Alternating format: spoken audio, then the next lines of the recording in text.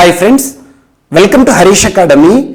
ఈరోజు వార్తలు నిలిచిన జాతీయ, అంతర్జాతీయ, రాష్ట్రీయ అంశాల గురించి, వార్తలు నిలిచిన వ్యక్తులు, అవార్డులు, పుస్తకాలు, మరి క్రీడా సంబంధిత సమాచారం ఒక్కొక్క అంశాన్ని వివరంగా తెలుసుకుందాం. ఈరోజు ఫస్ట్ టాపిక్ వచ్చేసి డెమోక్రసీ ఇండెక్స్ 2021 ప్రజాస్వామ్య సూచి 2021 వార్తలు నిలిచింది. ప్రజాస్వామ్య సూచి 2021 వార్తలో నిలిచిన ఒక సూచి.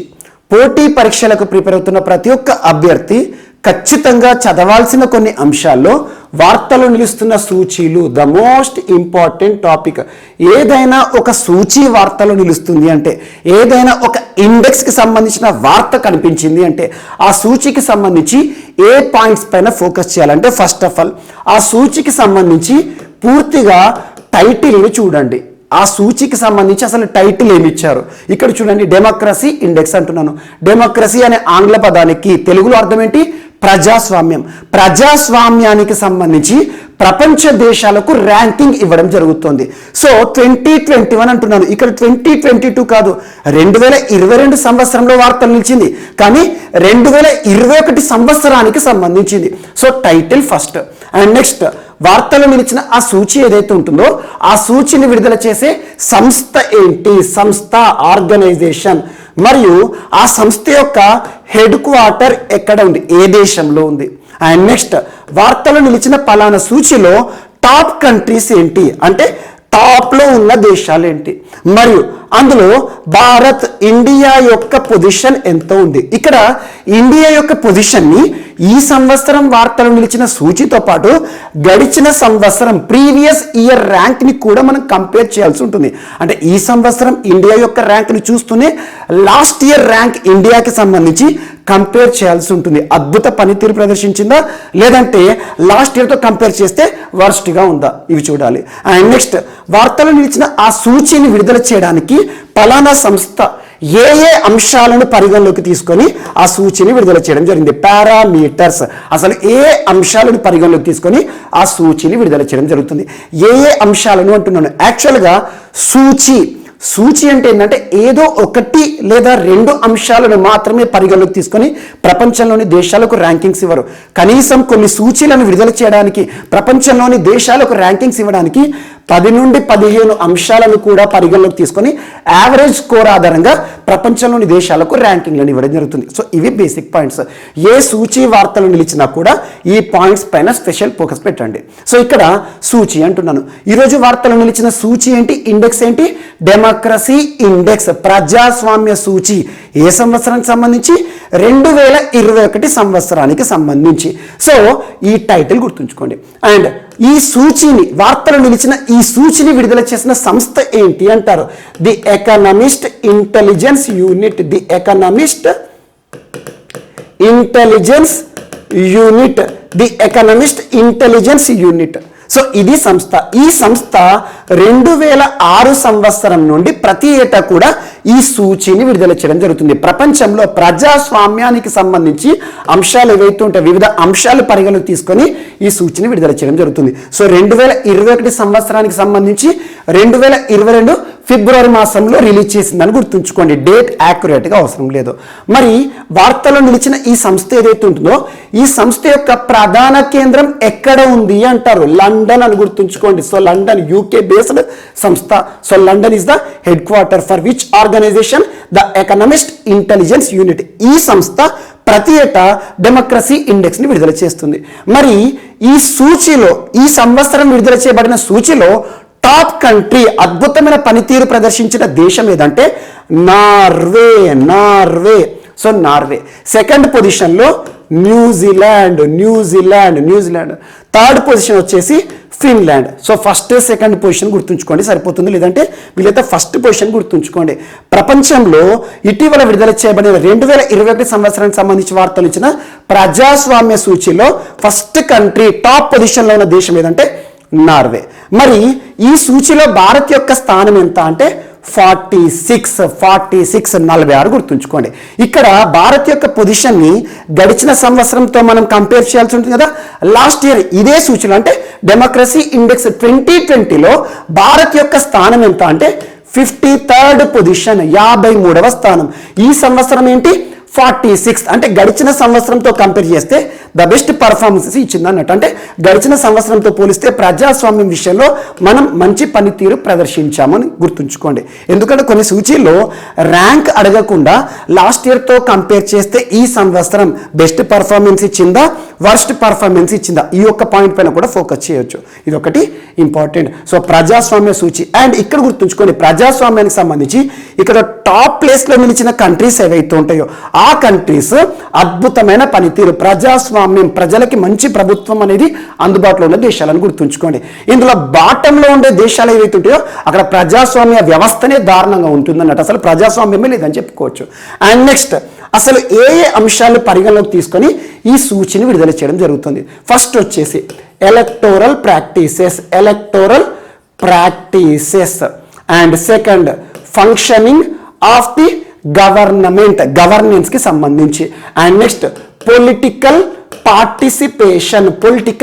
పార్టిసిపేషన్.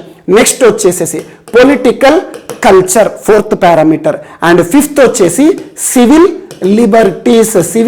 లిబర్టీస్. ఈ 5 అంశాలు ఏవైతే ఉంటాయో, 5 పారామీటర్స్ ఏవైతే ఉంటాయో ఒక్కొక్క పారామీటర్ని పరిగణలోకి తీసుకొని ఒక్కొక్క పారామీటర్కి 10 మార్కులు ఇస్తారు. సో 10 మార్కులకు మంచి performance each and every individual ఏదైతే కేటగిరీ ఉంటుందో అందులో స్కోరింగ్ ఆధారంగా ప్రపంచంలోని దేశాలకు ర్యాంకింగ్స్ ఇవ్వడం జరుగుతుంది. అద్భుతమైన స్కోర్ వచ్చింది అనుకోండి, ఈ సూచిలో టాప్ ప్లేస్లో ఉంటుంది నార్వే లాగా. సో ఇక్కడ అసలు ఏమేమి అంశాలు అన్నాను? ఎలక్టోరల్ ప్రాక్టీసెస్ అంటే ఒక దేశంలో ఎన్నికల వ్యవస్థ, ఎన్నికలను ఏ రకంగా నిర్వహించడం జరుగుతుంది, ట్రాన్స్పరెంట్గా జరుగుతున్నాయా లేదో, పేరుకు మాత్రమే ఎన్నికలు జరుగుతున్నాయని. And next functioning of government. So ఎన్నికైన ప్రభుత్వం ఎలాంటి పరిపాలనని ప్రజలకు అందిస్తుంది, ఇదొకటి. అండ్ నెక్స్ట్ వచ్చేసేసి పొలిటికల్ పార్టిసిపేషన్, రాజకీయ పార్టీల భాగస్వామ్యం ఏ రకంగా ఉంది ప్రజాస్వామ్య వ్యవస్థలో. అండ్ పొలిటికల్ కల్చర్, రాజకీయ పార్టీల యొక్క సంస్కృతి ఏ రకంగా ఉంది, మంచి కోసం ఉద్దేశించబడ్డాయా, స్వార్థం కోసం ఉద్దేశించబడ్డాయా. సివిల్ లిబర్టీస్ అంటే పౌరులకి సంబంధించి ఏ విధమైన లిబర్టీస్ ఉన్నాయి. ఈ 5 అంశాలను పరిగణలోకి తీసుకొని ప్రతి ఏటా the economist Intelligence unit London based సంస్థ ఈ సూచిని విడుదల చేస్తుంది. ఇందులో టాప్ కంట్రీ నార్వే. ఇండియా యొక్క పొజిషన్ ఈ సంవత్సరం ఎంత 46th, లాస్ట్ ఇయర్ ఎంత 53rd. లాస్ట్ ఇయర్తో కంపేర్ చేస్తే ఈ ఇయర్ మంచి పర్ఫార్మెన్స్ అని గుర్తుంచుకోండి. ఈ సూచిలో టాప్ ప్లేస్లో ఉండే దేశాలు ప్రజాస్వామ్య వ్యవస్థకు సంబంధించి అద్భుతమైన పనితీరు అని గుర్తుంచుకోండి, ఇదొకటి ఇంపార్టెంట్. అండ్ ఇటీవల కాలంలో తరచూ ఏదో ఒక ఇండెక్స్ గురించి మనం వార్తలు చూస్తున్నాం. 2022 సంవత్సరంలో మనం ట్రాన్స్పరెన్సీ ఇండెక్స్ అవినీతి అంచనా సూచి అనే ఒక అంశాన్ని డిస్కస్ చేసాం. అందులో భారత్ యొక్క స్థానం 85th పొజిషన్ అని చెప్పాను. లాస్ట్ ఒక 15 days బ్యాక్ అనుకోండి, ట్రాన్స్పరెన్సీ ఇండెక్స్ కి సంబంధించి భారత్ యొక్క పొజిషన్ 85th. అండ్ ఇక్కడ ట్రాన్స్పరెన్సీ ఇండెక్స్ తో పాటు బ్రైబరీ ఇండెక్స్ ని కూడా కంపేర్ చేశాను. బ్రైబరీ ఇండెక్స్ ఏమో 2021 సంవత్సరం నవంబర్ మాసంలో వార్తలు వచ్చింది. బ్రైబరీ ఇండెక్స్ లో భారతదేశం 82nd. బ్రైబరీ ఇండెక్స్ వేరు, 82nd position Bharat. And transparency index లోనేమో 85th. అవినీతి వేరు, లంచానికి సంబంధించి వేరు. సో ఈ 2 సూచీలు గుర్తుంచుకోండి. And the economist Intelligence unit అంటున్నాను కదా, లండన్ బేస్డ్ సంస్థ. ఈ సంస్థ ఇంకొక సూచితో కూడా లాస్ట్ ఇయర్ వార్తలు ఇచ్చింది. అదేంటి? ఇంక్లూజివ్ ఇంటర్నెట్ సంబంధించి ఇంక్లూజివ్ ఇంటర్నెట్ ఇండెక్స్ లో భారత్ యొక్క స్థానం 49th. ఇక్కడ ఏం సూచి అంటున్నాను? డెమోక్రసీ ఇండెక్స్, ప్రజాస్వామ్య సూచి. ఇంకొక సూచి ఉంటుంది, Chandler good government index, government కి సంబంధించి. ఆ సూచిలో భారత్ యొక్క స్థానం లాస్ట్ ఇయర్ కి సంబంధించి 49th పొజిషన్. అండ్ ఇటీవల కాలంలో food security index, global food security index వార్తలు ఇచ్చింది. భారత్ యొక్క స్థానం 71st పొజిషన్. ప్రపంచ ఆకలి సూచి హంగర్ ఇండెక్స్, భారత్ యొక్క స్థానం 101వ స్థానం. సో ఇలాంటి సూచీలు ఏవైతే ఉంటాయి, వీటితో పాటు ఇక రానున్న సూచి మనకు with in 1 week or 10 days లో ఇంకొక సూచిని చూడబోతున్నాం. హ్యూమన్ డెవలప్మెంట్ ఇండెక్స్, మానవాభివృద్ధి సూచి. ఖచ్చితంగా పోటీ పరీక్షలో HDAకి సంబంధించి ఏదో ఒక ప్రశ్న తరచూ అడుగుతారు. మానవాభివృద్ధి సూచి లాస్ట్ ఇయర్ వార్తలు ఇచ్చింది, యాక్చువల్గా లాస్ట్ ఇయర్ జనవరి ఫిబ్రవరిలో. అప్పుడు ఆ సూచీలో భారత్ యొక్క స్థానం 131. అండ్ ఇటీవల కాలంలో హెన్లీ పాస్పోర్ట్ ఇండెక్స్, హెన్లీ పాస్పోర్ట్ ఇండెక్స్ లో భారత్ యొక్క స్థానం recent one 83rd position. And ఇటీవల గ్లోబల్ ప్రెస్ ఫ్రీడమ్ ఇండెక్స్ పత్రికా స్వేచ్ఛకి సంబంధించి 142 పొజిషన్ భారతదేశానికి సంబంధించి. అండ్ ఇటీవల కాలంలో RECAI renewable energies countries attractiveness index లో Bharat 3rd position, America China తర్వాత. అండ్ ఇటీవల global climate change performance index లో భారత్ యొక్క position 10th position. Climate risk index లో భారత్ యొక్క position 7th position. So climate risk index లో అంతకుముందు 5th పొజిషన్, రీసెంట్ వన్ లో 7th పొజిషన్. సో ఇలాంటి సూచీలు ఏవైతే ఉంటాయో పర్యావరణానికి సంబంధించి కానివ్వండి ఏదైనా, ఇక్కడ చూడండి క్లైమేట్ రిస్క్ ఇండెక్స్ అంటున్నాను. ఈ ఇండెక్స్ లో ఎంత బాటంలో ఉంటే అంత మంచిది అన్నట్టు. సో ఇప్పుడు డెమోక్రసీ ఇండెక్స్ కదా, ఇందులో ఎంత టాప్ లో ఉంటే అంత మంచిది అన్నట్టు. అన్ని ఇండెక్స్ లో కూడా టాప్ లో ఉంటేనే మంచి పర్ఫార్మెన్స్ అనేది. కొన్ని ఇండెక్స్ లో బాటంలో ఉంటే మంచి పర్ఫార్మెన్స్ ఉంటుంది, కొన్ని ఇండెక్స్ లో టాప్ ప్లేస్ లో ఉంటే మంచి పర్ఫార్మెన్స్ ఉంటుంది. ఇక్కడ డెమోక్రసీ ఇండెక్స్ 2021 కి సంబంధించి నార్వే టాప్ పొజిషన్. ఏ సంస్థ విడుదల చేస్తుంది? The economist intelligence unit London. Bharat యొక్క position 46th position, last year 53rd. అంటే మెరుగైన పనితీరు లాస్ట్ ఇయర్ తో కంపేర్ చేస్తే చూడడం జరిగింది. 5 పారామీటర్స్ ఏ అంశాలను దృష్టిలో ఉంచుకొని ఈ సూచిని ప్రతి ఏటా విడుదల చేస్తారు. సూచి అంటే మినిమం ఒక 2 to 3 పారామీటర్స్ ని పరిగణలోకి తీసుకొని దేశాలకు, ప్రపంచ దేశాలకు ర్యాంకింగ్స్ ఇస్తారు. ఈ సంవత్సరం 167 కంట్రీస్ కి ర్యాంకింగ్స్ ఇవ్వడం జరిగింది. అందులో 165 ఏమో ఇండిపెండెంట్ కంట్రీస్, 2 ఏమో మాక్సిమం అవి ఏంటారు కంట్రీ హోదాలో లేవు. జస్ట్ గుర్తుంచుకోండి 167 కంట్రీస్ లో భారత్ యొక్క స్థానం ఎంత అంటారు. అండ్ నెక్స్ట్ ఈరోజు సెకండ్ జమ్మూ కాశ్మీర్కి సంబంధించి ఇటీవల జమ్మూ కాశ్మీర్ కేంద్రపాలిత ప్రాంతం తరచూ వార్తలు నిలుస్తుంది. జమ్మూ కాశ్మీర్ కేంద్రపాలిత ప్రాంతానికి సంబంధించి ప్రభుత్వం అడ్మినిస్ట్రేషన్ ప్రస్తుతం జమ్మూ కాశ్మీర్లో లెఫ్టినెంట్ గవర్నర్ గారు ఉన్నారు. అడ్మినిస్ట్రేటర్ అంటారు, కేంద్రపాలిత ప్రాంతం. After repealing article 370 Jammu Kashmir once upon a state it was divided into 2 UTs. 1 UT is Jammu Kashmir with assembly, కేంద్రపాలిత ప్రాంతం మరియు అసెంబ్లీతో కూడిన కేంద్రపాలిత ప్రాంతం. అండ్ ఇంకోటేమో లడాక్ ఓన్లీ కేంద్రపాలిత ప్రాంతం. సో జమ్మూ కాశ్మీర్లో రానున్న రోజుల్లో ఎన్నికలను చూడబోతున్నాం. ఇప్పటివరకైతే లెఫ్టినెంట్ గవర్నర్ గా మనోజ్ సిన్హా గారు ఉన్నారు. మనోజ్ సిన్హా గారు ఇటీవల జమ్మూ కాశ్మీర్కి సంబంధించి కార్పెట్స్ ఏవైతే ఉంటాయో, hand made carpets, Jammu Kashmir అంటేనే కార్పెట్స్కి, షాల్స్కి చాలా famous. Carpets and shawl wall అంటాం కదా, వాటికి ప్రపంచంలోనే గుర్తింపు పొందినవన్నీ కూడా జమ్మూ కాశ్మీర్లో ఉంటాయి. అంతెందుకు లాస్ట్ మనం 2021 సంవత్సరం చివరి మంత్స్లో మనము జమ్మూ కాశ్మీర్ సంబంధించి యునెస్కో క్రియేటివ్ సిటీస్ నెట్వర్క్లో శ్రీనగర్ చోటు సంపాదించుకుంది అన్నాను. యునెస్కోకి సంబంధించి క్రియేటివ్ సిటీస్ నెట్వర్క్ జాబితాలో శ్రీనగర్ హ్యాండీక్రాఫ్ట్స్, ఆర్ట్స్కి సంబంధించి అని చెప్పాను. సో అలా జమ్మూ కాశ్మీర్ అంటేనే హ్యాండ్ మేడ్, చేతితో తయారు చేయబడిన కార్పెట్స్ ఏవైతే అవి ప్రత్యేకం. ప్రపంచంలోని దాదాపు 25 దేశాలకు జమ్మూ కాశ్మీర్ నుండి కార్పెట్స్ ని ఎగుమతి చేయడం జరుగుతుంది. లాస్ట్ ఇయర్ 115 crores మార్కెట్ చేయడం జరిగింది ప్రపంచ దేశాలకు జమ్మూ కాశ్మీర్ నుండి కార్పెట్స్ ని, హ్యాండ్ మేడ్ కార్పెట్స్ ని ఎగుమతి చేయడం ద్వారా. అలాంటి హ్యాండ్ మేడ్ కార్పెట్స్, షాల్స్ ఏవైతే ఉంటాయో వాటికి క్యూఆర్ లేబల్ అంటే మనం చూడండి కదా, గూగుల్ పే కానీ ఫోన్ పే కానీ చేయాలనుకోండి, అక్కడ క్యూఆర్ స్కాన్ చేస్తూ ఉంటాం. అలాంటి క్యూఆర్ స్కానింగ్ అనేది, క్యూఆర్ అంటే క్విక్ రెస్పాన్స్ అన్నట్టు, quick response code, quick response QR అంటే అబ్రివేషన్ ఏంటంటే క్విక్ రెస్పాన్స్. ఇమ్మీడియట్గా మనకు దానికి సంబంధించిన డేటా మొత్తం వస్తుంది అన్నట్టు. క్విక్ రెస్పాన్స్ కోడ్ లేబల్ని జమ్మూ కాశ్మీర్లో తయారయ్యే ప్రతి ఒక్క కార్పెట్ ఏదైతే ఉంటుందో, హ్యాండ్ మేడ్ కార్పెట్స్ ఏవైతే ఉంటాయో వాటికి ఆపాదిస్తున్నాం. దేశంలోనే మొట్టమొదటిసారి ఇలాంటి వినూత్న ప్రయత్నం అని చెప్పేసి మనోజ్ సిన్హా గారు ప్రకటించడం జరిగింది. సో ఇక్కడ టాపిక్ ఏంటి? QR labelling, QR code label for all handmade carpets and shawls which are produced in Jammu Kashmir అని గుర్తుంచుకోండి. సో జమ్మూ కాశ్మీర్ సంబంధించి ప్రత్యేకత ఉన్నవే కార్పెట్స్. వాటికి సంబంధించి క్యూఆర్ లేబలింగ్ ఇచ్చామనుకోండి, ఆ క్యూఆర్ లేబలింగ్ స్కాన్ చేస్తే అది ఎక్కడ తయారైంది, దాని యొక్క ప్రత్యేకత ఏంటి, దాని యొక్క హిస్టరీ ఏంటి, అన్నీ కూడా సంపూర్ణ సమాచారం వస్తుంది అన్నట్టు. సో వీటికి మరింత ప్రాధాన్యత ఇవ్వడంలో భాగంగా ఈ ఇనిషియేటివ్ని ప్రారంభించమని చెప్పేసి జమ్మూ కాశ్మీర్కి సంబంధించి lieutenant governor administrator Manoj Sinha గారు ప్రత్యేక ప్రకటన చేశారు. నిన్నటి నుండి ఇది అమల్లోకి వచ్చింది. అండ్ జమ్మూ కాశ్మీర్ సంబంధించి నిన్నటి క్లాస్లో కూడా మనం జమ్మూ కాశ్మీర్ మరియు న్యూజిలాండ్ ప్రభుత్వం మధ్య కుదిరిన ఒప్పందం, షీప్ ఫార్మింగ్ కి సంబంధించి టెక్నాలజీ అనే ఒక విషయాన్ని చూసాము. అండ్ ఇటీవల జమ్మూ కాశ్మీర్కి సంబంధించి కంచోత్ ఫెస్టివల్ అనే అంశాన్ని చూసాము. And Hausla empowering women అనే ప్రోగ్రామ్ని చూసాము. ఎట్ ద సేమ్ టైం ఇటీవల Sukoon helpline and Bangus valley festival అనే ఒక అంశము, జమ్మూ కాశ్మీర్ లాస్ట్ ఈ 2-3 రోజుల కింద ప్రపంచంలోనే ఒక సూపర్లేటివ్ అంశంతో వార్తలు నిలిచింది. ఇగ్లూ కేవ్స్, దాని పేరేంటి, స్నో గ్లూ. గుల్మార్గ్ అనే ప్లేస్ ఏదైతే ఉంటుందో జమ్మూ కాశ్మీర్లో మోస్ట్ అట్రాక్టివ్ టూరిస్ట్ డెస్టినేషన్. అక్కడ ఒక ఇగ్లూ కేఫ్ ప్రత్యేకత ఏంటి, ప్రపంచంలోనే అతిపెద్ద ఇగ్లూ కేఫ్గా లాస్ట్ 2 days బ్యాక్ మనం డిస్కస్ చేయడం జరిగింది. అండ్ ఇటీవల జమ్మూ కాశ్మీర్కి సంబంధించి ప్రూఫ్ అనే ఒక యాప్, తేజస్విని అనే ఒక ప్రోగ్రామ్ కానివ్వండి, ఇలాంటి అంశాలతో పాటు దర్బార్ మూవ్, రాజధాని మార్పు అనే అంశానికి సంబంధించి ఇటీవల ప్రభుత్వం తీసుకున్న నిర్ణయం. At the same time Gupkar declaration గురించి, గుప్కార్ డిక్లరేషన్ అంటే ఆర్టికల్ 370ని కేంద్ర ప్రభుత్వం తొలగించిన తర్వాత, పార్లమెంట్లో తొలగింపు ప్రక్రియ తర్వాత జమ్మూ కాశ్మీర్లోని స్థానిక పార్టీలు ఉంటాయి కదా, అవన్నీ ఏర్పాటు చేసిన ఒక అలయన్స్, జమ్మూ కాశ్మీర్కి రివైవల్ తీసుకురావాలి అని చెప్పేసి. సో ఇలాంటి అంశాల గురించి చూడండి. అండ్ జమ్మూ కాశ్మీర్కి సంబంధించి చిలాయ్ సీజన్ అంటే ఏంటి, దాల్ లేక్ యొక్క ప్రత్యేకత. సో భారతదేశంలోనే మొట్టమొదటి ఫ్లోటింగ్ ఎయిర్ థియేటర్ అండ్ ఇటీవల కాలంలో దేశంలోనే 2వ ఫ్లోటింగ్ ATM SBIకి సంబంధించి ఇలాంటి వాటిని లింక్ చేస్తూ చూడండి. జమ్మూ కాశ్మీర్ సంబంధించి కొన్ని అంశాలు మీకు చెప్పాను. మిగతా ఏవైతే టాపిక్స్ మనం డిస్కస్ చేసామో రెగ్యులర్ క్లాసెస్ వాటన్నిటి లింక్ చేసుకోండి. కొన్ని మాత్రమే ఇక్కడ హైలైట్స్ ఇచ్చాను.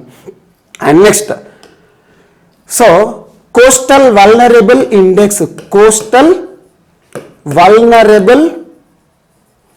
ఇండెక్స్ అనే అంశం వార్తలు నిలిచింది.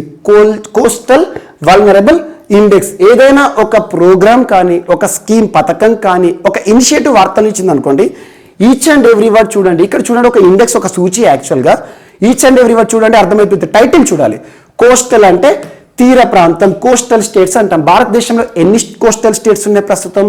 9 కోస్టల్ స్టేట్స్ ఉన్నాయి. India is called as peninsula. భారతదేశాన్ని ద్వీపకల్పం అని పిలుస్తాం. ద్వీపకల్పం అంటే ఏంటి, మనకు 3 వైపులా కూడా సముద్రం ఉంటుంది, వాటర్ బాడీ ఉంటుంది సరిహద్దుగా, ఒకవైపు మాత్రం ల్యాండ్ బాడీ ఉంటుంది. దాన్ని మనం పెనిన్సులా అంటాం. India is called as peninsula.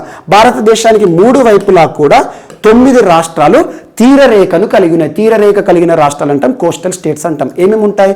Gujarat, Maharashtra, Goa, Karnataka, Kerala, Tamil Nadu, Andhra Pradesh, Orissa, west Bengal. So ఇక్కడ ఏవైతే ఉంటే గుజరాత్, మహారాష్ట్ర, గోవా, కర్ణాటక, కేరళ, తమిళనాడు, ఆంధ్రప్రదేశ్, ఒడిశా, వెస్ట్ బెంగాల్. ఈ రాష్ట్రాల యొక్క ప్రత్యేకత ఏంటి? సముద్ర సరిహద్దు ఉంటుందంటే ఈ ప్రాంతాల్లోనే బీచ్లు ఉంటాయన్నట్టు, బీచ్లు, శాండ్ బాడీస్ ఉంటాయన్నట్టు. సో ఇక్కడ ఎక్కడైతే భారతదేశంలో కోస్టల్ ప్లేసెస్ ఉంటాయో, కోస్ట్ ఉంటుందో, అక్కడ ఆటోమేటిక్గా ప్రమాదాలు కూడా వచ్చే అవకాశం ఉంటుంది. సైక్లోన్స్ కానివ్వండి, తుఫాన్లు అంటాం, లేదంటే ఫ్లడ్ ప్రోన్ ఏరియాస్ ఎక్కువగా ఉంటాయి. అలా భారతదేశంలో కోస్టల్ వల్నరబిలిటీ ఇండెక్స్ అంటే ఏంటంటే ఎక్కువగా ప్రమాదాలు ఉండే కోస్ట్ ఎక్కడెక్కడ ఉంది అని చెప్పేసి విడుదల చేయడం జరిగింది. ఎవరు విడుదల చేశారంటే ఇన్కాయిస్ అనే సంస్థ. INCOIS, Indian national centre for oceanic information system. Indian national centre for oceanic information system 1999 ఇయర్లో హైదరాబాద్ కేంద్రంగా ఏర్పాటైంది. సింపుల్గా సునామీ హెచ్చరిక కేంద్రం అని చెప్పొచ్చు దీన్ని.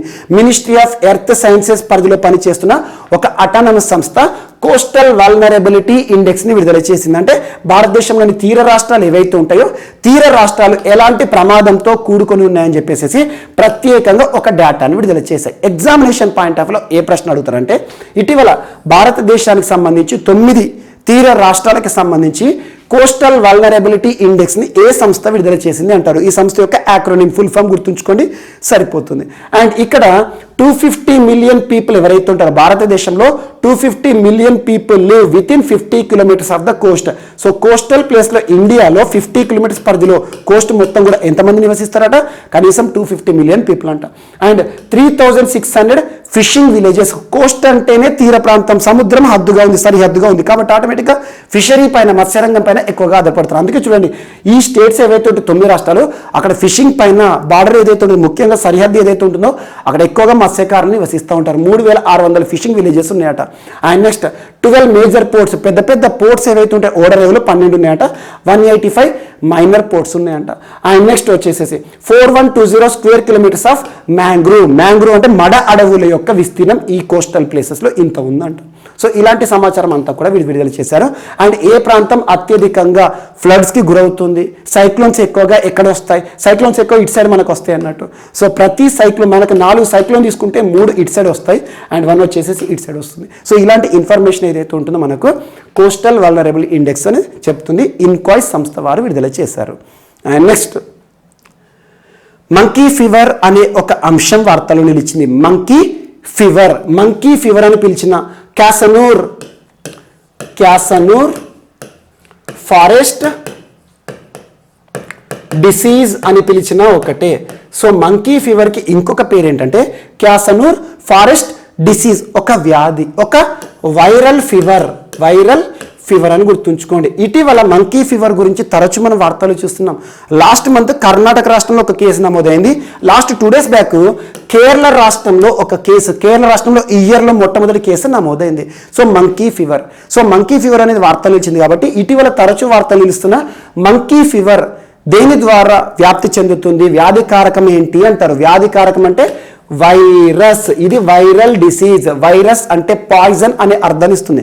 మీరు బయాలజీకి సంబంధించి పోటీ పరీక్షలకు ప్రిపేర్ అవుతున్నప్పుడు ఖచ్చితంగా చదవాల్సిన ఒక టాపిక్ ఏంటంటే వ్యాధులు, వ్యాధి కారకాలు. మనకు రకరకాల వ్యాధులు ఉంటాయి. కొన్ని డిసీజెస్ ఏమో బ్యాక్టీరియల్ డిసీజెస్ అంటాం, అంటే మనకు డిసీజెస్కి కారణం ఏంటి, బ్యాక్టీరియా అన్నట్టు. కొన్నేమో వైరల్ డిసీజెస్ అంటారు, వైరస్ అంటే వైరస్ వ్యాధి కారకం అన్నట్టు. కొన్నేమో ఫంగల్ డిసీజెస్, ఫంగల్ అంటే ఏంటి, శిలీంధ్రాలు. ఎగ్జాంపుల్ ఇటీవల మ్యూకర్ మైకోసిస్, జిగోమైకోసిస్ అని రంగురంగుల మ్యూకర్ మైకోసిస్ కనబడ్డాయి కదా ఇటీవల, బ్లాక్ ఫంగల్ డిసీజ్ అని చెప్పేసి అలాంటివి. కొన్ని డిసీజెస్ ఏమో ప్రోటోజోవన్ డిసీజెస్. అలా మనకు రకరకాల వ్యాధులు ఉంటాయి. వ్యాధి కారకాల ఎగ్జాంపుల్ కరోనా విపత్కర పరిస్థితులను. కరోనా అనేది వ్యాధి కారకం ఏంటి అంటే బ్యాక్టీరియానా, వైరసా, ఫంగలా, ప్రోటోజోవా అని అడుగుతారు, వైరస్ అన్నట్టు. సో దీనికి వ్యాధి కారణం మనకు మంకీ ఫీవర్కి వ్యాధి కారకం ఏంటంటే వైరస్ ఏంటంటే ఫ్లావివిరిడే ఫ్యామిలీకి సంబంధించి ఫ్లావివిరిడే ఫ్యామిలీకి సంబంధించిన ఒక వైరస్ టిక్ బార్న్ వైరస్ ఆధారంగా మంకీ ఫీవర్ అనేది వ్యాప్తి చెందుతుంది. సో కేరళలో మొదటి కేసు నమోదైంది కాబట్టి ఈ బేసిక్ పాయింట్స్ గుర్తుంచుకోండి. యాక్చువల్గా మంకీ ఫీవర్ వస్తే మనుషులు చచ్చిపోరు. సో చాలా వరకు ఎలాంటి సిమ్టమ్స్ ఉంటాయంటే headache, vomiting, dizziness, at the same time stomach ఇవన్నీ ఉండొచ్చుకోండి. ఒక 2 to 3 days హెవీ ఫీవర్ ఉంటుంది. సో ఇది ఒకటి. ఫ్యాటాలిటీ రేట్ అనేది చాలా తక్కువ. ఫ్యాటాలిటీ రేట్ అంటే ఏంటంటే ఎంతమందికి అయితే వ్యాధి సోకుతుందో ఆ వ్యాధి సోకిన వారిలో ఎంతమంది మరణిస్తున్నారు, అది ఫ్యాటాలిటీ రేట్. మోర్టాలిటీ రేట్ అంటే మొత్తం సమాజంలో ఒక వ్యాధితో ఎంతమంది చచ్చిపోతున్నారు, ఇది మోర్టాలిటీకి ఫ్యాటాలిటీకి డిఫరెన్స్ చూసుకోండి. సో మంకీ ఫీవర్ వార్త వచ్చింది కాబట్టి ఇంకొక పేరు ఏంటి అంటారు, క్యాసనూర్ ఫారెస్ట్ డిసీజ్ అన్న మంకీ ఫీవర్ అన్న ఒకటి కేరళలో నమోదైంది కాబట్టి ఇది వైరల్ డిసీజ్ అని గుర్తుంచుకోండి. ఆ వైరస్ ఏ ఫ్యామిలీకి సంబంధించి అంటే flaviviridae. And next tick borne disease ఏదైతే ఉందో టిక్ బార్న్ వైరస్ అనేది దీనికి వ్యాధి కారకం. అండ్ నెక్స్ట్ ఈరోజు మరొక అంశం. సో ఇటీవల రాష్ట్రపతి రామ్నాథ్ కోవింద్ గారు మహారాష్ట్ర పర్యటనలో భాగంగా ముంబైలో ఒక దర్బార్ హాల్ని ప్రారంభించారు.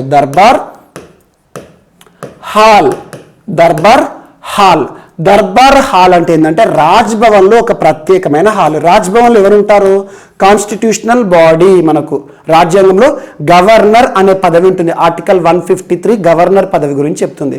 సో ఒక్కొక్క రాష్ట్రంలో గవర్నర్ ఉంటారు కదా, సో గవర్నర్ ఉండే స్థావరం ఏదైతే ఉంటుందో రాజ్భవన్ అంటాం. సో రాజ్భవన్లో ముఖ్యంగా ముంబైలో మహారాష్ట్ర గవర్నర్ ఎవరైతే ఉంటారో మనకి ఆ గవర్నర్కి సంబంధించిన అధికారిక నివాసం రాజ్భవన్. సో రాజ్భవన్లో దర్బార్ హాల్ అంటే ఒక కాన్ఫరెన్స్ హాల్ అన్నట్టు. ఈ హాల్ ఇప్పటివరకు ఉన్నది ఏంటంటే 1911 ఇయర్లో నిర్మించడం జరిగింది. అంటే బ్రిటిష్ పరిపాలకులు వాళ్ళు మనల్ని పరిపాలిస్తున్నప్పుడు వారి కోసం నిర్మించుకున్నదే రాజ్భవన్లోని దర్బార్ హాల్. అలాంటి దర్బార్ హాల్ ఏదైతే ఉంటుందో ఇటీవల చాలా పురాతనంగా మారింది, పాతపడింది. అందులో భాగంగా ఈ దర్బార్ హాల్ని రెనోవేట్ చేశారు, నూతనంగా నిర్మించారు. ఈ దర్బార్ హాల్ యొక్క ప్రత్యేకత ఏంటంటే ఇక్కడ ముఖ్యమంత్రులకి సంబంధించి ప్రమాణ స్వీకార కార్యక్రమము. And at the same time Mumbai మహారాష్ట్రకి సంబంధించి హైకోర్టు ఎక్కడ ఉంటుంది, ముంబై. హైకోర్టుకి సంబంధించి ప్రధాన న్యాయమూర్తిని మరియు న్యాయమూర్తులు ఎవరైతే ఉంటారో వారికి ప్రమాణ స్వీకార కార్యక్రమం ఉంటుంది కదా, ఇక్కడే జరుగుతుంది. అండ్ లోకాయుక్తకి సంబంధించిన ప్రమాణ స్వీకారం అంటే గవర్నర్ నామినేటెడ్ పోస్టులు ఏవైతే ఉంటాయో, గవర్నర్ ఎవరినైతే నామినేట్ చేస్తారో వివిధ పోస్టులకు, ఆ నామినేషన్ ఇచ్చారంటే ఆ పోస్టులకు నియమించారంటే వారికి ప్రమాణ స్వీకారం కావాలి కదా. ముఖ్యమంత్రులు, మంత్రులు అండ్ హైకోర్టు ప్రధాన న్యాయమూర్తి, హైకోర్టు న్యాయమూర్తులకు ప్రమాణ స్వీకారం ఎవరు చేపిస్తారు, ఎవరి సమక్షంలో జరుగుతుంది, గవర్నర్. వారికి సంబంధించి ఈ హాల్ అనేది ఉపయుక్తంగా ఉంటుందని చెప్పేసి ఇక్కడ ప్రస్తుతం మహారాష్ట్రకి సంబంధించి భగత్ సింగ్ కోశ్యారి గారు గవర్నర్గా ఉన్నారు. సో రాజ్ భవన్లో దర్బార్ హాల్, నూతన హాల్ని ఇటీవల రామ్నాథ్ కోవింద్ గారు ప్రారంభించడం జరిగింది. రామ్నాథ్ కోవింద్ గారు భారత రాష్ట్రపతి. భారత రాష్ట్రపతికి కల్పించబడిన అధికారాల్లో ఒక అధికారం ఆర్టికల్ 155. గవర్నర్ని నియమించేవారు భారతదేశంలో ఎవరంటే రాష్ట్రపతి. సో గవర్నర్ హాల్ ఏదైతే ఉంటుందో రాజ్భవన్లో, దర్బార్ హాల్ని రాజ్భవన్లో రాష్ట్రపతి గారు రామ్నాథ్ కోవింద్ గారు ఇటీవల ప్రారంభించడం జరిగింది. దీని యొక్క ఉపయోగం ఏంటో చెప్పాను. చరిత్ర ఏంటంటే 1911లో ఉండే దర్బార్ హాల్ ఏదైతే ఉంటుందో, ఒక కాన్ఫరెన్స్ హాల్ ఏదైతే ఉంటుందో అది శిథిలావస్థకు వచ్చింది, పురాతనంగా మారింది కాబట్టి కొత్త హాల్ని నిర్మించడం జరిగింది. అండ్ నెక్స్ట్, సో ఇటీవల బీహార్ రాష్ట్రానికి సంబంధించి, సో బీహార్ రాష్ట్రంలోని గంగా నది ప్రవహించే ప్రాంతం ఏదైతే ఉంటుందో ఆ గంగా నది పైన రోడ్ కమ్ రేల్ బ్రిడ్జ్ని ప్రారంభించడం జరిగింది. రోడ్ కమ్ రేల్ అంటే రోడ్ ఉంటుంది అండ్ దానిపైన రేల్ లైన్ ఉంటుంది. ఒకే వంతెన బ్రిడ్జ్ ఏదైతే ఉంటుందో కింద రోడ్ నెట్వర్క్ ఉంటుంది, దానిపైన రైల్ నెట్వర్క్ ఉంటుంది. లేదంటే కింద కొన్ని ప్రాంతాల్లో రైల్ ఉంటుంది, తర్వాత పైన మనకి రోడ్ నెట్వర్క్ ఉంటుంది. అంటే రహదారిలో మనకు వాహనాలు ప్రయాణించవచ్చు. రైల్ నెట్వర్క్ అంటే ట్రైన్ ప్రయాణించడం జరుగుతుంది. ఏ ప్రాంతంలో బీహార్లో అంటే ముంగేర్ అనే ఒక ప్రాంతం, ఒక సిటీలో దాదాపు 14.5 కిలోమీటర్ల పొడవైన రోడ్ కమ్ రైల్ వంతెనని ప్రస్తుతం భారతదేశంలో రహదారులు మరియు జాతీయ రహదారుల శాఖ మంత్రి ప్రస్తుతం ఎవరు, నితిన్ గడ్కరీ గారు కూడా తరచూ వార్తలు నిలుస్తూ ఉంటారు. లాస్ట్ ఒక 2 days బ్యాక్ మాధవరావు లిమాయే పురస్కార గ్రహీత, మహారాష్ట్రకి సంబంధించిన భారతదేశంలోనే ఫ్లైఓవర్ మ్యాన్ గా గుర్తింపు పొందారు. సో నితిన్ గడ్కరీ గారు దీన్ని ప్రారంభించారు. దాదాపు 696 కోట్ల రూపాయలతో నిర్మితమైన ఒక వంతెన.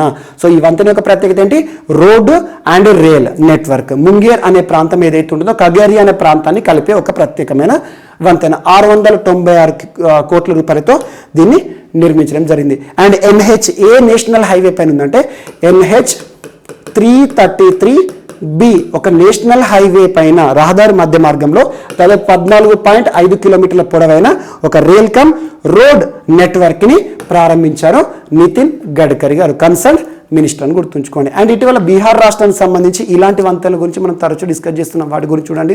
At the same time Bihar అనేది భారతదేశంలో మొట్టమొదటి రాష్ట్రంగా తరచూ వార్తలు నిలుస్తుంది. దేశంలోనే మొట్టమొదటి రాష్ట్రం, ఇథనాల్ పాలసీని విడుదల చేసిన రాష్ట్రం బీహార్ రాష్ట్రం.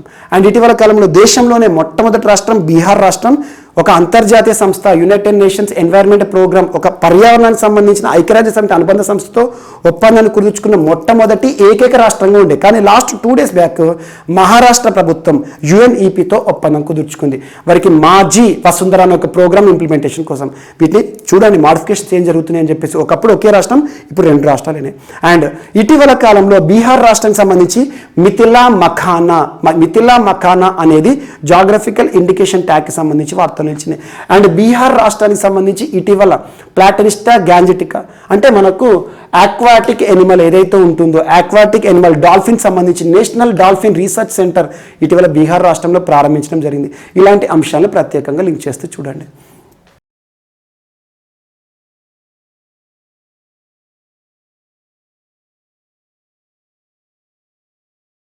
సో ఈరోజు మన నెక్స్ట్ టాపిక్ వచ్చేసి భారతదేశంలోని 7 విమానాశ్రయాలు ఈరోజు అంతర్జాతీయ స్థాయిలో ఇంటర్నేషనల్ లెవెల్లో ఒక ప్రత్యేక గుర్తింపు పొందుతూ వార్తలు నిలిచాయి. ఆ గుర్తింపు ఏంటి, ఆ ప్రత్యేకమైన 7 విమానాశ్రయాలు, ఈరోజు వార్తలు నిలిచిన విమానాశ్రయాలు ఏంటో ఇప్పుడు చూద్దాం. ఫస్ట్ వచ్చేసి చెన్నై ఎయిర్పోర్ట్, భారతదేశంలోని ఎయిర్పోర్ట్ చెన్నై ఎయిర్పోర్ట్. సెకండ్ వచ్చేసి Goa airport, Goa. And next వచ్చేసి Kolkata airport. Next Patna airport, ఆ తర్వాత Pune airport, next Chandigarh airport, last Bhubaneswar airport. So ఒక్కొక్క ఎయిర్పోర్ట్ ఏ రాష్ట్రంలో ఉందో చూద్దాం. సో చెన్నై ఎయిర్పోర్ట్ అనగానే తమిళనాడు రాష్ట్రానికి సంబంధించి. So Goa international airport so Goa స్టేట్కి సంబంధించింది. కోల్కతా అంటే వెస్ట్ బెంగాల్కి సంబంధించి. అండ్ పాట్నా బీహార్ రాష్ట్రానికి సంబంధించి. పూణే మహారాష్ట్రకి సంబంధించిన అంతర్జాతీయ విమానాశ్రయం. చండీగఢ్ కేంద్రపాలిత ప్రాంతము. And at the same time Bhubaneswar international airport అనగానే ఒడిషా రాష్ట్రానికి సంబంధించి. ఈ 7 విమానాశ్రయాల పేర్లు గుర్తుంచుకోండి. ఈరోజు అంతర్జాతీయ స్థాయిలో ఒక ప్రత్యేక గుర్తింపు పొంది వార్తలు నిలిచి అంటున్నాను. ఆ గుర్తింపు ఏంటంటే voice of customer recognition. Voice of customer recognition ఒక ప్రత్యేక గుర్తింపు పొందుతూ వాయిస్ ఆఫ్ కస్టమర్ ఎయిర్పోర్ట్లుగా భారతదేశంలో గుర్తింపు పొందిన ఎయిర్పోర్ట్లు 7 ఈ సంవత్సరానికి సంబంధించి ఆ 7 విమానాశ్రయాలు. సో వాయిస్ ఆఫ్ కస్టమర్ అంటే ఏంటి? ఈ విమానాశ్రయాలకి సంబంధించి ప్రయాణించిన ప్రయాణికులు ఎవరైతే ఉంటారో, అంతర్జాతీయ స్థాయిలో ప్రయాణించిన ప్రయాణికులు ఎవరైతే ఉంటారో వారు ఈ ఎయిర్పోర్ట్ల విషయంలో ఒక ప్రత్యేకమైన ప్రకటన లేదా ప్రత్యేకంగా ఓటింగ్లో పార్టిసిపేట్ చేశారన్నట్టు. ఆ ఓటింగ్ దేనికి సంబంధించి అంటే ఈ 7 విమానాశ్రయాలు కూడా అంతర్జాతీయ స్థాయిలో ప్రయాణికులకు అద్భుతమైన సేవలు అందిస్తున్నాయని చెప్తున్నారు అన్నట్టు. సో అలా అత్యధికంగా వినియోగదారులు ఎవరైతే ఉంటారో, ప్రయాణికులు ఎవరైతే ఉంటారో, డొమెస్టిక్ అండ్ ఇంటర్నేషనల్ ప్రయాణికులు ఈ 7 విమానాశ్రయాలు భారతదేశంలో during corona pandemic time. So corona pandemic టైంలో కూడా ఈ 7 విమానాశ్రయాల విషయంలో ప్రయాణికులు అనేవారు చాలా అద్భుతమైన సేవలను పొందుతున్నారని చెప్పేసి ప్రత్యేకంగా ఇటీవల కండక్ట్ చేసిన ఒక ఓటింగ్లో ఈ 7 విమానాశ్రయాలకు సంబంధించి ప్రయాణికులు ఎంచుకోవడం జరిగింది. వాయిస్ ఆఫ్ రికగ్నిషన్ లేదా voice of customer recognition. World voice of customer ఇనిషియేటివ్ని ఎవరు ప్రారంభించారంటే అంతర్జాతీయ స్థాయిలో విమానాశ్రయాలకి సంబంధించి ఒక నియంత్రణ సంస్థ. అంతర్జాతీయ స్థాయిలో విమానాశ్రయాలకి సంబంధించిన నిర్వహణ లేదా నియంత్రణ సంస్థ అంటే ఏంటి? Airports council international. సో భారతదేశంలో విమానాశ్రయాలు ఉన్నాయి. సో అంతర్జాతీయ విమానాశ్రయాలు ఏవైతే ఉంటాయో అవి.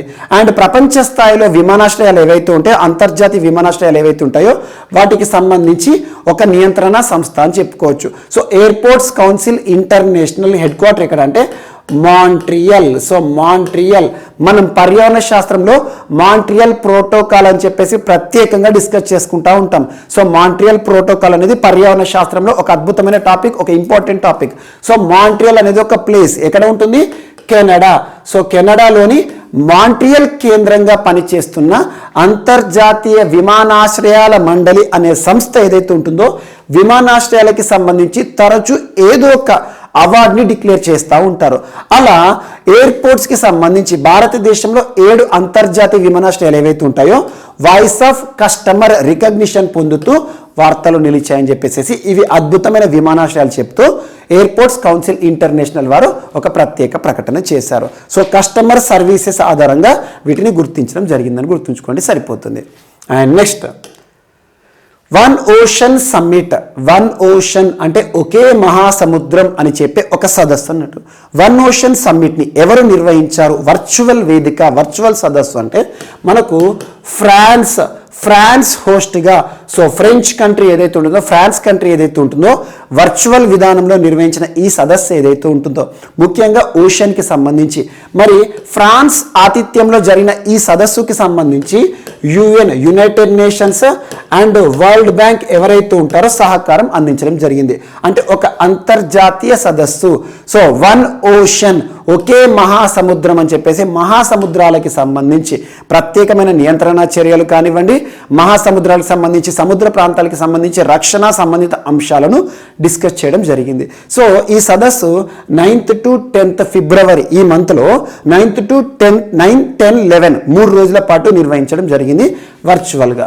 సో ఇందులో భారత ప్రధాని నరేంద్ర మోదీ గారు కూడా వర్చువల్గా కొన్ని అంశాలను ప్రకటించడం జరిగింది, ప్రస్తావించడం జరిగింది. అంతర్జాతీయ స్థాయిలో మహాసముద్రాలు లేదా సముద్రాలు ఏవైతే ఉంటాయో వాటిని ఏ రకంగా కాపాడుకోవాలి, సో సముద్రానికి సంబంధించి పైరేట్స్ ఉంటారు కదా వారికి సంబంధించి ఎలాంటి నియంత్రణ చర్యలు తీసుకోవాలి, అంతర్జాతీయ వాణిజ్యం విషయంలో మహాసముద్రాల పాత్ర ఏంటి, సో ఇవన్నీ కూడా ప్రత్యేకంగా డిస్కస్ చేయడం జరిగింది. జస్ట్ గుర్తుంచుకోండి. సో 2022 సంవత్సరానికి సంబంధించి వన్ ఓషన్ సమ్మిట్ని నిర్వహించిన దేశం ఏంటి, ఆతిథ్యం ఇచ్చిన దేశం ఏదంటే ఫ్రాన్స్. అంతర్జాతీయ స్థాయిలో చాలా దేశాధినేతలు కూడా ఇందులో పార్టిసిపేట్ చేయడం జరిగింది.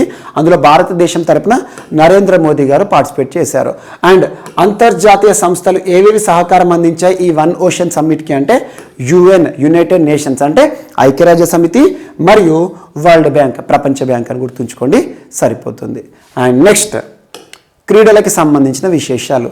సో ఇటీవల India versus west Indies, India versus Windies అనండి లేదా వెస్ట్ ఇండీస్ 3 మ్యాచ్ల వన్డే సిరీస్ ఏదైతే ఉంటుందో, సో 3 మ్యాచ్ల వన్డే సిరీస్, సో 3 వన్డేలు అన్నట్టు. అందులో టీమిండియా 3-0 తేడాతో వైట్ వాష్ చేయడం జరిగింది. వైట్ వాష్ లేదా క్లీన్ స్వీప్ అంటాం. మీకు ముఖ్యంగా క్రీడలకి సంబంధించి పోటీ పరీక్షలో టర్మినాలజీ పైన కూడా ప్రశ్న అడుగుతారు. ఒక టర్మ్ ఇస్తారు, ఒక పదం ఇస్తారు, అది ఏ క్రీడకి సంబంధించింది అంటారు. సో క్లీన్ స్వీప్ లేదా వైట్ వాష్ అనేది క్రికెట్కి సంబంధించిన ఒక పదం, టర్మినాలజీ. సో 3-0 అంటే 3 వన్డే మ్యాచ్ల సిరీస్ అంటున్నాను కదా, ఇందులో 3-3 ఇండియానే గెలుపొందడం జరిగింది. ఇదొకటి important. And at the same time ఈ 3 మ్యాచ్ల సిరీస్లో ఫస్ట్ మ్యాచ్ ప్రత్యేకతని మనం ఆల్రెడీ డిస్కస్ చేసాం. ప్రపంచంలోనే మొట్టమొదటి జట్టుగా టీమిండియా ప్రత్యేకంగా ఒక సరికొత్త అధ్యాయాన్ని లిఖించింది అని చెప్పాను. 1000 వన్డే మ్యాచ్లు ఆడిన మొట్టమొదటి అంతర్జాతీయ జట్టు, పురుషుల జట్టు మన టీమిండియా. అంతర్జాతీయ స్థాయిలో ఇప్పటి వరకు వన్డే హిస్టరీలో మొట్టమొదటిసారి వన్డేస్ ఏవైతే ఉంటాయో 1000 వన్డేలను ఆడిన జట్టుగా ఈ 3 మ్యాచ్ల సిరీస్ ఏదైతే ఉందో, first match Narendra Modi stadium Ahmedabad అని చెప్పాను కదా. సో ఆ వేదికగానే 3rd మ్యాచ్ ఇటీవల ముగిసింది.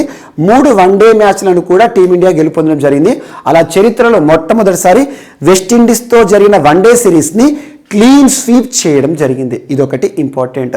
అండ్ ఇందులో మ్యాన్ ఆఫ్ ది సిరీస్, ఈ టోర్నమెంట్ అమాంతం కూడా అద్భుతమైన ప్రతిభను చూపించిన ఆటగాడిగా ప్రసిద్ధ కృష్ణ తను ఆడుతున్న 3వ సిరీస్ మాత్రమే ఇది. తన కెరీర్లో 3rd సిరీస్లోనే మ్యాన్ ఆఫ్ ది మ్యాచ్ అంటే ఈ సిరీస్ టీమిండియా గెలుపొందడంలో కీలకమైన పాత్ర పోషించాడు అండ్ అద్భుతమైన ప్రతిభను కనపరిచాడు అన్నట్టు. సో ప్రసిద్ధ Krishna bowler, so highest wicket taker in this series అని గుర్తుంచుకోండి. ఏదైనా క్రికెట్కి సంబంధించి సిరీస్ విశేషాలు చర్చించుకున్నప్పుడు మ్యాన్ ఆఫ్ ది సిరీస్ చూడండి సరిపోతుంది. ఎగ్జాంపుల్ 3rd మ్యాచ్ ఉంది. 3rd మ్యాచ్లో బ్యాటింగ్ అద్భుతమైన పర్ఫార్మెన్స్ గాను శ్రేయస్ అయ్యర్ ఎవరైతే ఉంటారో team India batsmen man of the match గెలుపొందాడు. మ్యాన్ ఆఫ్ ది మ్యాచ్ల పైన ప్రశ్నలు అడుగురు. మ్యాన్ ఆఫ్ ది సిరీస్ అనేది ఇంపార్టెంట్. సో అలా టీమిండియా 3-0 తేడాతో ఇటీవల భారత్ ఆతిథ్యంలో జరిగిన వన్డే సిరీస్ను గెలుపొందడం జరిగింది. రోహిత్ శర్మ క్యాప్టెన్సీలో అని గుర్తుంచుకోండి. So this is India's 11th successive ODI bilateral series win over the West Indies since January 2007 నుండి వెస్టిండీస్తో దాదాపు బైలాటరల్ సిరీస్ అంటే 2 జట్లు తలపడే సిరీసెస్ ఏవైతే ఉంటాయో 11th సక్సెసివ్ విక్టరీ అంట. ఇది ఇండియా సిరీస్ సంబంధించి.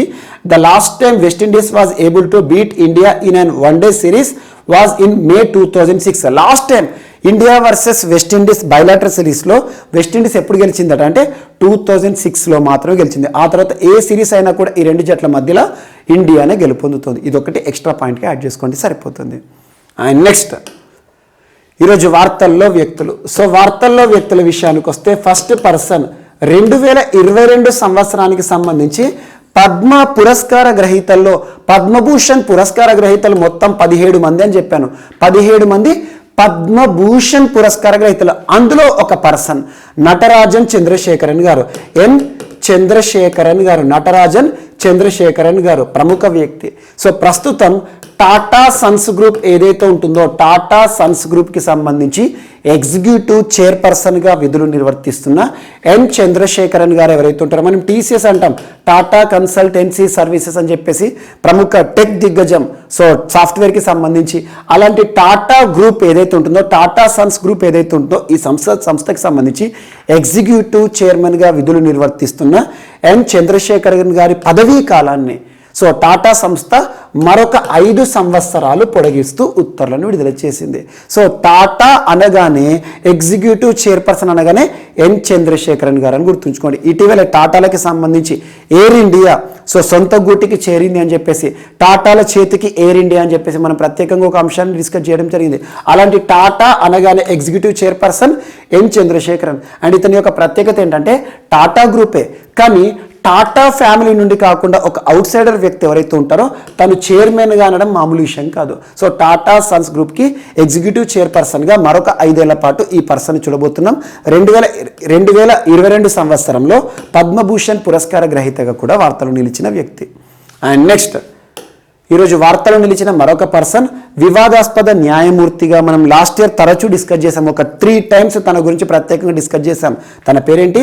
పుష్ప గనేదివాలా. పుష్ప గనేదివాలా ముంబై హైకోర్టుకి సంబంధించి అదనపు న్యాయమూర్తిగా విధులను నిర్వర్తిస్తున్న పుష్ప గనేదివాలా గారు ముఖ్యంగా 2021 సంవత్సరంలో తరచూ వివాదాస్పద తీర్పులను ఇస్తూ వార్తలు నిలిచారు. వివాదాస్పద తీర్పులు దేనికి సంబంధించి అంటే POCSO act, so protection of children from sexual offence act ఏదైతే ఉంటుందో అందులో డిఫరెంట్ సెక్షన్స్ ఆధారంగా ఇటీవల తరిచిన కొన్ని వివాదాలు. సో ముఖ్యంగా స్త్రీకి సంబంధించి తన శరీర అవయవాలను దుస్తులపై ముట్టుకోవడము, తాకడం అనేది నేరం కాదు అని చెప్పేసి ఒక వివాదాస్పద తీర్పు ఇవ్వడం జరిగింది. అండ్ ముఖ్యంగా మహిళల ముందు ప్యాంట్ జిప్ ఇప్పడం ఇలాంటివి కూడా లైంగిక వేధింపులు కాదు అని చెప్పేసి, and at the same time ఇటీవల చిన్నపిల్లల బుగ్గలు గీలడం కూడా వివాదాస్పదం కాదు అని చెప్పేసి కొన్ని వివాదాలు మనం తరచూ చూస్తూ ఉంటున్నాం. అలాంటి వివాదాల విషయంలో తరచూ వార్తలు ఇచ్చిన బాంబే లేదా ముంబై హైకోర్టుకి సంబంధించి ముంబై కోర్టుకి సంబంధించి అదనపు న్యాయమూర్తిగా ఉన్న పుష్ప గనేదివాలా గారు రెసిగ్నేషన్ రాజీనామా చేస్తూ వార్తలు ఇచ్చారు. తన పదవికి రాజీనామా చేయడం జరిగింది. సో రాజీనామాకి సంబంధించి అసలు రీజన్స్ ఏంటి అని ఎవరు అడిగారు. సో రాజీనామా చేస్తూ వార్తలు ఇచ్చారు ఒక వివాదాస్పద న్యాయమూర్తి, మహిళా న్యాయమూర్తి పుష్ప గనేదివాలా గారు. లాస్ట్ ఇయర్ మనం తరచూ తన గురించి డిస్కస్ చేశాం కాబట్టి ఇటీవల రాజీనామా చేశారు కాబట్టి తన గురించి ఒక ఎక్స్ట్రా పాయింట్ యాడ్ చేసుకోండి సరిపోతుంది. అండ్ ఈరోజు మరణిస్తూ వార్తలు నిలిచిన ఫ్రెంచ్ సైంటిస్ట్, ఫ్రాన్స్ దేశానికి సంబంధించిన 2008 సంవత్సరానికి సంబంధించి వైద్యశాస్త్రంలో నోబెల్ పురస్కార గ్రహీతగా గుర్తింపు పొందిన వ్యక్తి. సో నోబెల్ పురస్కార గ్రహీత 2008 సంవత్సరంలో హెచ్ఐవికి సంబంధించి, సో హెచ్ఐవి అంటే ఎయిడ్స్ వైరస్ ఏదైతే ఉంటుందో ఎయిడ్స్ వైరస్కి సంబంధించి తను చేసిన డిస్కవరీస్ ఏవైతే ఉంటాయో నోబెల్ పురస్కార గ్రహీతగా తనను ఎంపిక చేయడం జరిగింది. సో నోబెల్ పురస్కార గ్రహీత ప్రముఖ శాస్త్రవేత్త ఇటీవల మరణిస్తూ వార్తలు ఇచ్చారు. ఫ్రాన్స్కి సంబంధించి తన పేరు గుర్తుంచుకోండి సరిపోతుంది, Luc Montagnier. So Luc LUC Montagnier Luc Montagnier గారు ఇటీవల మరణిస్తూ వార్తలు ఇచ్చారు. నోబెల్ పురస్కార గ్రహీత. ఏ రంగంలో తనకంటూ ప్రత్యేక గుర్తింపు అంటే వైద్యశాస్త్రం లేదా డిసీజెస్కి సంబంధించి ఎయిడ్స్కి సంబంధించిన వైరస్ ఏదైతే ఉంటుందో దానికి సంబంధించి డిస్కవరీ విషయంలో తను నోబెల్ పురస్కార గ్రహీతగా 2008 సంవత్సరంలో వార్తలు ఇచ్చారు. ఫ్రాన్స్ దేశానికి సంబంధించిన వ్యక్తి అని గుర్తుంచుకోండి సరిపోతుంది. అండ్ ఈరోజు వార్తలు నిలిచిన చివరి పర్సన్, సో బర్కినా ఫాసో లేదా బుర్కినా ఫాసోకి నూతన అధ్యక్షుడిగా వార్తలు నిలిచిన పర్సన్. తన పేరేంటంటే Paul Henri Damiba. Paul Henri Sandaogo Damiba. Paul Henri Damiba అని గుర్తుంచుకోండి సరిపోతుంది. పాల్ హెన్రీ డమీబా గారు ఇటీవల ఏ దేశానికి నూతన అధ్యక్షులుగా నూతన దేశాధినేతగా వార్తలు నిలిచారంటే బుర్కినా ఫాసో. ఇటీవల బుర్కినా ఫాసో తరచూ వార్తలు నిలుస్తోంది. ముఖ్యంగా రోజ్ కబోర్ ఎవరైతే ఉంటారో ఇప్పటి వరకు బుర్కినా ఫాసో దేశానికి అధ్యక్షులుగా ప్రెసిడెంట్గా ఉన్న వ్యక్తిని సైన్యం హస్తగతం చేసుకోవడం జరిగింది. ఆ తర్వాత బుర్కినా ఫాసో గురించి మనం ఇటీవల తరచూ ఏదో ఒక అంశాన్ని డిస్కస్ చేశాం.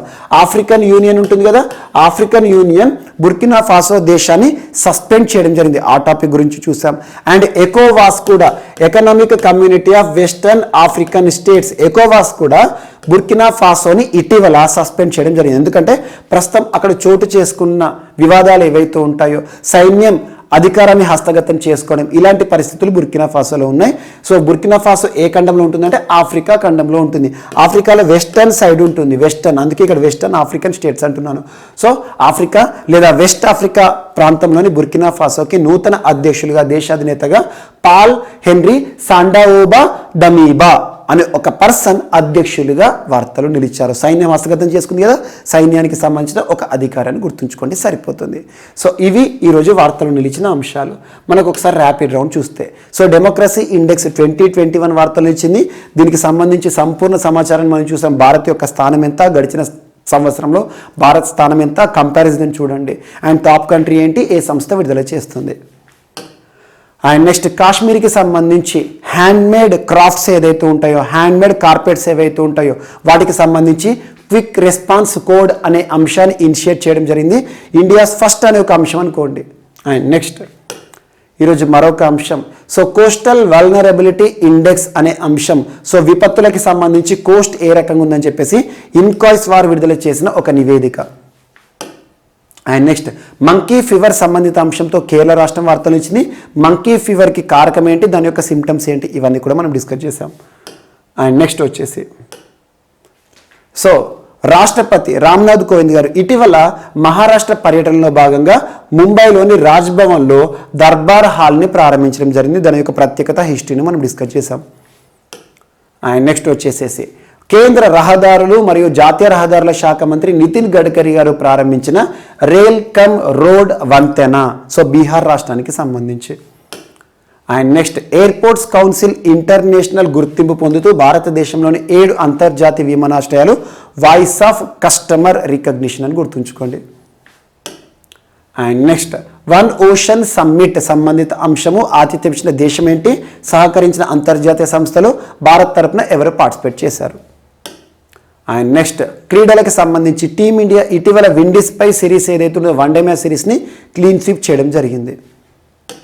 అండ్ నెక్స్ట్ వార్తల వ్యక్తుల విషయానికి వస్తే ఎన్ చంద్రశేఖరన్ గారు టాటా సన్స్ గ్రూప్కి మరొకసారి ఎగ్జిక్యూటివ్ చైర్పర్సన్గా 5 ఏళ్ల పాటు విధుల్లో ఉండబోతున్నారు. అండ్ నెక్స్ట్ సో వివాదాస్పద న్యాయమూర్తిగా గడిచిన సంవత్సరం తరచూ వార్తలు నిలుస్తున్న పుష్ప గనేదివాల్ గారు తన పదవికి రాజీనామా చేస్తూ వార్తలు నిలిచారు. అండ్ ప్రముఖ నోబెల్ పురస్కార గ్రహీత హెచ్ఐవికి సంబంధించి ఎయిడ్స్ వైరస్ పైన అధ్యయనాలు చేసినందుకు గాను నోబెల్ పురస్కారానికి ఎంపికై వార్తలు నిలిచిన 2008 సంవత్సరం నోబెల్ పురస్కార గ్రహీత లుక్ మాంటేనియర్ గారు ఫ్రెంచ్ సైంటిస్ట్ మరణిస్తూ వార్తలు నిలిచారు. అండ్ బుర్కినా ఫాసో దేశానికి నూతన అధ్యక్షులుగా పాల్ హెన్రీ సాండోబా డమీబా గారు ఇటీవల వార్తలు నిలిచారు. అండ్ బుర్కినా ఫాసోకి సంబంధించి ఇటీవల కాలంలో తరచూ ఏదో ఒక వివాదాన్ని చూడడం జరుగుతుంది. సో ఇవి ఈరోజు వార్తలు నిలిచిన అంశాలు. మిస్లేనియస్ అంశాలు ఏమైనా మిగిలిపోతే మాత్రం రేపటి క్లాస్లో యాడ్ చేసుకుని నేర్చుకుందాం. రేపు కలుద్దాం. Thank you.